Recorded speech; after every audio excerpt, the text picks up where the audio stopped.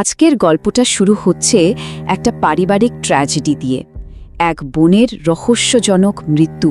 পুলিশের খাতায় যেটা আত্মহত্যা, কিন্তু তার ভাইয়ের মনে হয় এর পেছনে লুকিয়ে আছে আরও অনেক গভীর, অনেক অন্ধকার কোনো সত্য। চলুন এই গল্পের গভীরে যাওয়া যাক। এই মানুষটি সর্বনা, পেশায় একজন আইনজীবী। তার বোনের সেলভির মৃত্যুর খবরটা যখন তার কাছে পৌঁছায়, তখন তার গোটা দুনিয়াটাই যেন ভেঙে পড়ে। এই খবরটা সে কোনোভাবেই মেনে নিতে পারে না। পুলিশের কাছে ব্যাপারটা খুব পরিষ্কার, আত্মহত্যা, তাই কেস বন্ধ। কিন্তু সর্বনার মন সায় দেয় না। তার বিশ্বাসটা একদম দৃঢ়, কারণ সে ভালো করেই জানে নিজের দুটো ছোট্ট ছোট্ট বাচ্চাকে ফেলে রেখে তার বোন এই কাজটা করতেই পারে না। আর এই সত্যিটা খুঁজে বের করতেই সে পা রাখে এক বিশাল পুরনো এক প্রাসাদে, রাজমহলে। এখানেই তার বোন জীবনের শেষ কয়েকটা দিন কাটিয়েছিল। আসলে এই রাজমহলটা না পুরো গ্রামের ক্ষমতার একটা কেন্দ্রবিন্দু। একদিকে আছে গ্রামের সবচেয়ে ক্ষমতাশালী জমিদার পরিবার, আর অন্যদিকে আছে ঋণের বোঝায় ডুবে থাকা কিছু শ্রমিক। এখানে প্রত্যেকেরই কিছু না কিছু লুকানোর আছে। তো এই প্রাসাদের ভেতরে সর্বনা কাদের কাদের মুখোমুখি হয়। একদিকে আছেন বৃদ্ধ জমিদার, তার নাতনি ডক্টর মায়া। আবার অন্যদিকে আছে সেই শ্রমিকেরা যারা প্রাসাদটা বিক্রি করতে পারলে বাঁচে। আর এর মধ্যেই রয়েছে সেলভির দুটো অসহায় সন্তান।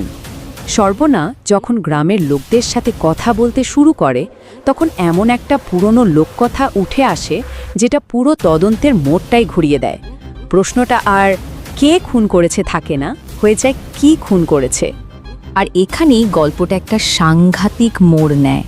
সামনে আসে সেই বাঘের কিংবদন্তি। লোকে বলে বাঘ নাকি এক ধরনের অশুভ আত্মা, একটা জলদৈত্য যে কিনা রূপ বদলাতে পারে। জল থেকে উঠে এসে কাউকে মেরে হুবহু তার চেহারাটা নিয়ে নিতে পারে। ভেবে দেখুন একবার এর মানেটা কতটা ভয়ঙ্কর। মানে রাজমহলের যে কেউ হতে পারে জমিদার, ডাক্তার মায়া, এমনকি কোনো সাধারণ শ্রমিকও আসলে ছদ্মবেশে ঢাকা ওই অশুভ আত্মা হতে পারে। এরপর থেকে সর্বনার জন্য প্রত্যেকটা কথা, প্রত্যেকটা চাউনি সন্দেহের। কিন্তু সর্বনাশ তো একজন আইনজীবী, সে শুধু গল্পে বিশ্বাস করার পাত্র নয়। তার দরকার প্রমাণ, একটা প্যাটার্ন। আর এখানেই তার আইনি বুদ্ধি কাজে লাগে। আর তদন্ত করতে গিয়েই সে এমন একটা সংযোগ খুঁজে পায় যা সব কিছুকে ওলটপালট করে দেয়। সে বুঝতে পারে এই মৃত্যুগুলো কোনো বিচ্ছিন্ন ঘটনা নয়, বরং একটা ঠান্ডা মাথার পরিকল্পনা। সে যা খুঁজে পায় তা শুনলে গায়ে কাঁটা দেবে। দেখা যায় প্রতি 10 বছর পর পর ঠিক গ্রামের উৎসবের দিন একটা করে বাচ্চার জন্ম হচ্ছে, আর তারাই হয়ে উঠছে ওই অশুভ শক্তির শিকার। মানে ব্যাপারটা মোটেও এলোমেলো নয়। বাঘের একটা নির্দিষ্ট লক্ষ্য আছে, তার দরকার 3টে বিশেষ আত্মা, আর এই 3 জনকে পেয়েই সে অসীম ক্ষমতার অধিকারী হয়ে যাবে। আর এই সব সূত্র মেলাতে গিয়েই সর্বনা তার বোনের মৃত্যুর পেছনের আসল মর্মান্তিক সত্যটা জানতে পারে।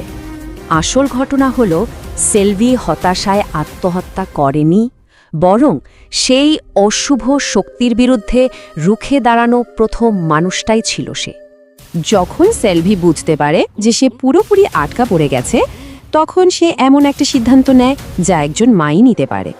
সে নিজের জীবন দিয়ে দেয়, শুধু যাতে বাঘটা তার শরীর ব্যবহার করে তার সন্তানদের কোনো ক্ষতি করতে না পারে। এমনকি মৃত্যুর পরেও সেলভির আত্মা তার সন্তানদের ছাড়েনি।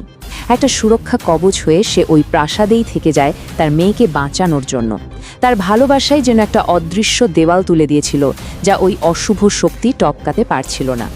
গল্পটা এখানে কোনো আইনি জয় দিয়ে শেষ হয় না, বরং এটা এক ভাইয়ের লড়াইয়ের শুরু। এখন তাকে তার বোনের আত্মত্যাগকে সম্মান জানাতে হবে, আর তার পরিবারকে বাঁচাতে হবে এক অতি প্রাকৃত শক্তির বিরুদ্ধে।